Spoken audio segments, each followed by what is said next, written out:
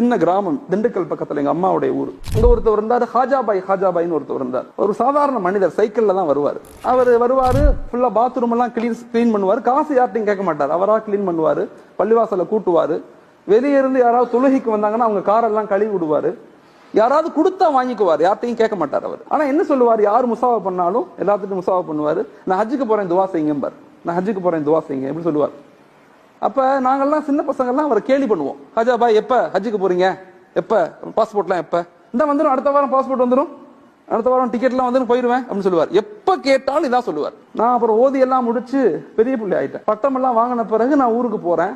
ஊருக்கு போய் பள்ளி முத்தவல்லியை சந்திக்கும் போது யதார்த்தமா கேட்கிறேன், முத்தவல்லி சாப் ஹாஜாபாயை காணாம எங்கன்னு கேட்டேன். ஹாஜாபாயை காணன்னு அவர் அழுதார், முத்தவல்லி அழுதாரு. நான் கேட்டேன், ஏன் ஹாஜார் அழுகுறீங்கன்னு கேட்டேன்.